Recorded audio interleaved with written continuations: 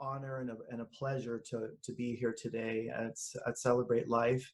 Thank you to Celebrate Life, of course, and of course to James and to Truth for being such wonderful hosts. I signed up for this talk around a month or so ago, and at the time, when I knew that it was going to be May 3rd, my day to speak, that was actually the date that they were going to lift the shelter in place, in San Francisco and the surrounding counties here in Northern California, and probably maybe even the state. So at that time, I thought that the talk was going to be a little bit different. So I thought, okay, well, I'm just going to wait and see what happens. And so I'm actually grateful that I did wait to see what happens, because as you know, we are still in shelter in place. It's going to be lasting probably another 4 weeks. And so life is still going to continue as it is right now. And so for me, I find myself challenged because I'm trying to acclimate to what is. And as a spiritualist and as a spiritual being, it's important to be with what is and to be accepting. And I'm not always the best at that, quite honestly. And a good example of that was a few weeks ago. I was home, of course, and I was just kind of bored. And I felt, what can I do right now? And for me in my life, one of the most important aspects of my life has been to be in service to others, to be in service to the spirit world, to be in service to those in need. And so I thought, well, what can I do from home? So I am a medium, but I am also an angel card reader. So one day I co-created a new spread of with my cards, and I thought, oh, okay, cool. I'm going to reach out to friends of mine and see if they would like, a reading or something. So let me see how this works out. So about immediately, I had 10 readings to do in that one particular week. So I thought, okay, cool, I'm in, this is great. I can focus on something. It's about service. Excellent. And so I did the readings, and it went through the week, about maybe even into day 9 or so. And then I thought, well, okay, now what? So I thought, okay, well, maybe I'll reach out to other friends and other folks and see if maybe they want to, help me to acclimate to this to the reading and to this particular spread. Quite honestly, I really didn't need that much acclimation to the spread. It sort of comes naturally at this point, but I needed a purpose. I needed something to drive me through this time.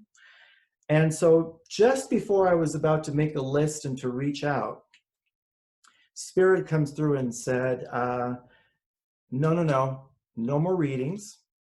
If someone reaches out to you, yes, by all means, give a reading, but you're not to step out anymore and do any more readings. It's time for you to go inward. It's time for you to really do your work. And then I thought, okay, great idea, but HBO's got these 2 great series that I really want to watch, and I'll get to it when I can. And I escaped because, to be honest with you, I was going through a lot of, going out to do shopping and getting out there in the real world right now was very daunting to me. And so, and hearing about everything that was going on, it was very sad and scary and all that. So I really wanted to escape. And it's interesting because though I was in service to those who I was giving readings to, in my mind, in the back of my mind, I was actually using that as an escape for myself, right? Because it's great to step out of myself and help others, but then to go inward for myself, even though I've done so much work before, in this time I thought, no, I'm not going to do it. So I hightailed it. I exited stage left and went straight to HBO, watched, a couple of great shows, got involved in all of that. And then here's the thing though, once you open the door to Spirit, it's really hard to close the door for too long. I mean, you can push all you want, but it's not really going to happen. I mean, in all sincerity. And I know that already. I mean, I've been through these ups and downs a few times. So I thought, okay, the shows are over. I do have other things on Netflix, but I'll put that on hold. And now it's time to go into the inward journey. And I remember what I sat with immediately was service, and how important it has been to be of service in my life. There was a point in time when a dear, wonderful friend of mine, her name was Patricia. We grew up, did a lot of growing up together. We met when I was 8 and she was 11. And in her 50s, in her early 50s, she was diagnosed with ovarian cancer, stage 4. And she fought a really brave, amazing battle for 2.5 years. And I stood next to her and went through the battlefield in the trenches with her for those 2.5 years. And I remember one day we had this conversation, and it's one of those, we had many conversations, but I remember there was one particular conversation where she said to me, you know, Roy, she said, I could not have done this without you. You know, I don't know how to thank you for everything you've done for me in this time that we've been together. And I remember I took it in, but I looked at her and I said, well, I said, thank you, but I got to be really honest with you. I said, I feel that what I have done or do for you is nothing compared to what you've done for me and what you've given to me. You've been such an amazing teacher. You've been such an amazing friend. And you've let me in to this private, challenging journey. Every step of the way, I've learned so much. I've experienced so much that you will forever be one of the greatest teachers of my life. And I remember she looked at me as if I was speaking Martian and I had 3 heads. She just really didn't understand, but that was okay. That was okay. She wasn't getting it, but I got it. I understood it. I felt it. I lived that experience with her. And I knew when I spoke to her that I was really speaking from a place of my soul, not just from my mind. Fast forward to last June, I signed up at a place called Coming Home Hospice in San Francisco. I had had an encounter in my car, actually, right prior to that, with an older gentleman who was on his bike. And he drove by my car out of nowhere. And I stopped, I hit the brakes real fast. And I waved at him like, it's okay, it's okay. And he waved at me back. And as he rode by and we looked at each other, I really could feel his vulnerability. I could feel it. And in that moment, I received the directive from Spirit, okay, now it's time to volunteer. And so I went to Coming Home Hospice in San Francisco, which is this wonderful residential hospice center, probably the only residential hospice center now in the city and even in Northern California. 15 beds. And I remember when I signed up, I went in real gung-ho and ready to give 100%. And also in my mind, knowing that I had been through so many battles before, not just with Patricia, but with other loved ones, friends and family, you know, at their time of their passing and their illness, that I knew that this was in my wheelhouse. I knew I could do this. I was ready to go. I went in, and after day 1, I would come home and just sleep for 2 hours. And I realized as I was going through this process that something was going on with me.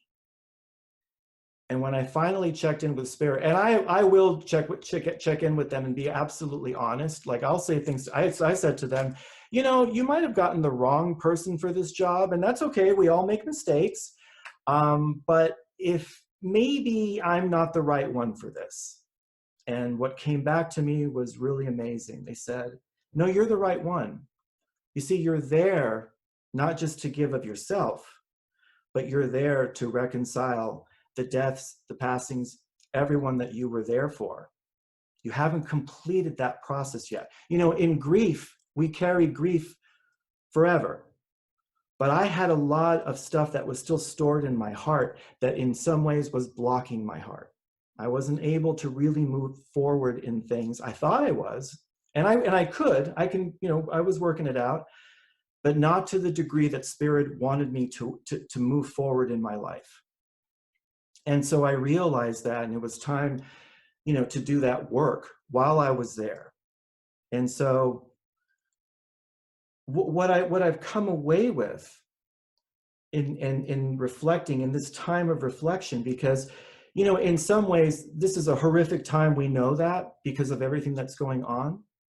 But as spiritualists, as spiritual people, as people who know what the inward journey is, what it is to live, you know, internally resourced, this is really an opportunity to be able to do the work that we need, to be able to connect with the calling of our soul, to listen to what the directives that Spirit brings, to what it is that we can do in our lives. And what I take away from this time, as I reflect on the service that I've been fortunate enough to be able to give, is Spirit now is letting me know I had to be in service to myself.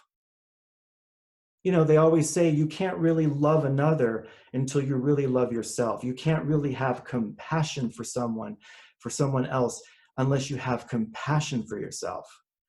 And so it's interesting. So now I'm in a mode right now where I'm living my life in service to myself, so that way I can become a stronger person.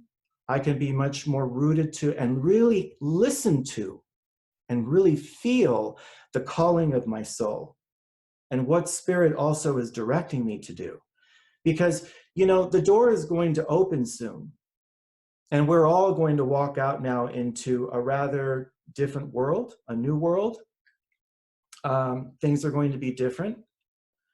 But if we strengthen our resolve, if we strengthen our hearts, and we're there and present to what is, I feel that we'll be able to help make a difference.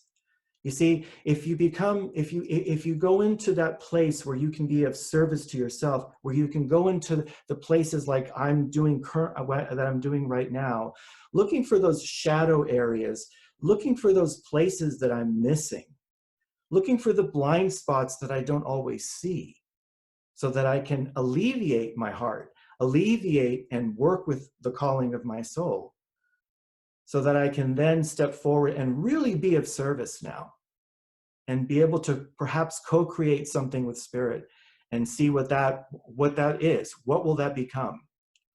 You know, the world needs us right now. The world needs folks like us who come from the heart, who come from places where we really connect with Spirit, where we can see life differently, where we can feel life differently. So really, my message today, and the reason for this talk, is just to look at all you beautiful faces and all you wonderful people and say, really open your hearts, really open yourself to the calling of your soul. Listen to those directives from Spirit, really hear it from your heart, and move forward so that you can move into this new normal in a way with love and with a care for yourself, knowing that every step of the way you're there for you so that you can be there for someone else. May you always be safe and healthy and really, really connect with your soul. Thank you for today. Thank you.